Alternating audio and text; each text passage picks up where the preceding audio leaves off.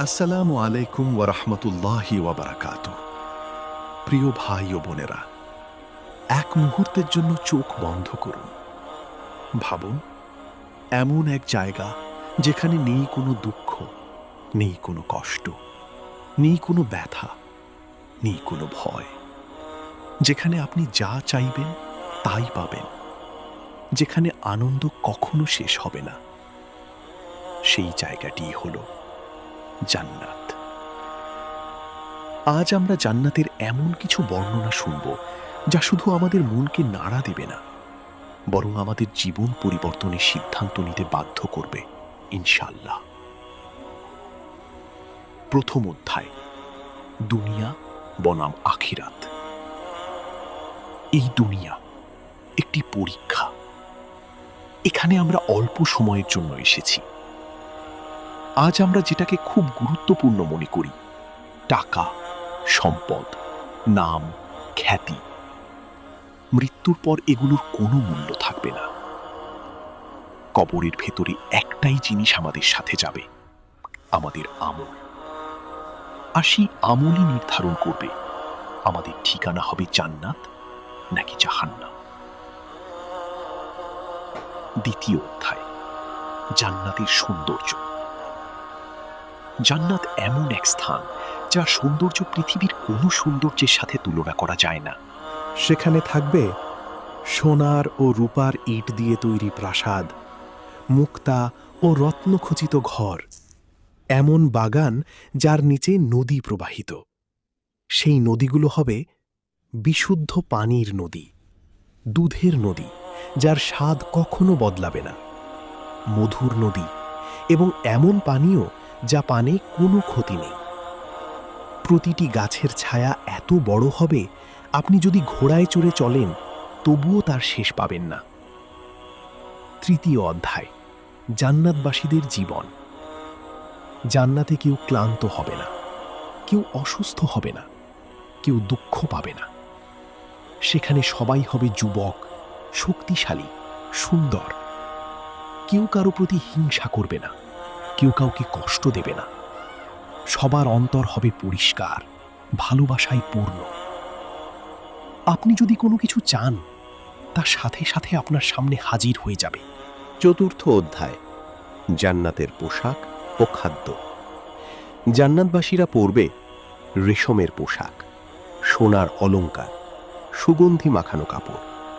তাদের খাবার হবে এমন ফল যা কখনো শেষ হবে না, এমন স্বাদ যা পৃথিবীতে কখনো পাওয়া যায়নি।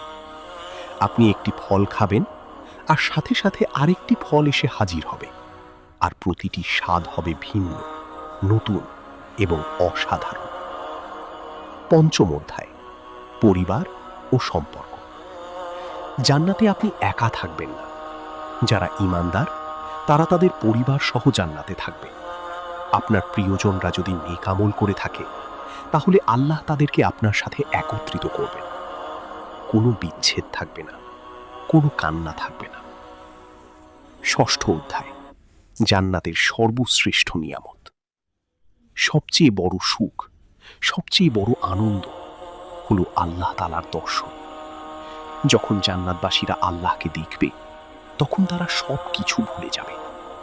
এই আনন্দের কোনো ভাষা নেই, এই অনুভূতির কোনো তুলনা নেই।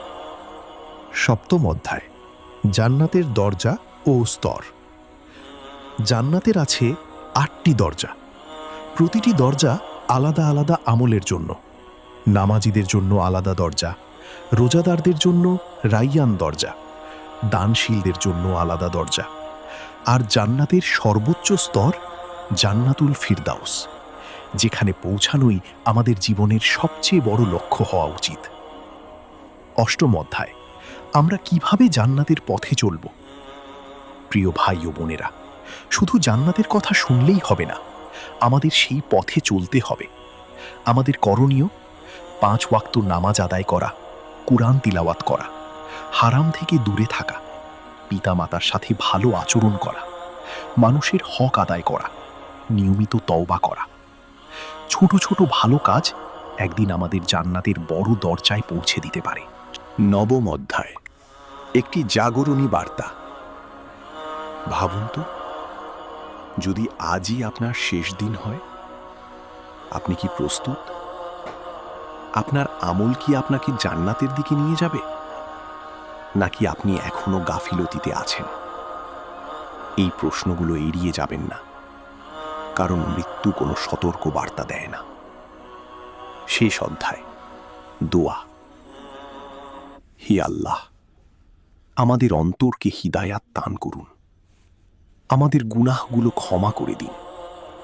আমাদেরকে এমন আমল করার তৌফিক দিন যা আমাদের জান্নাতে নিয়ে যাবে।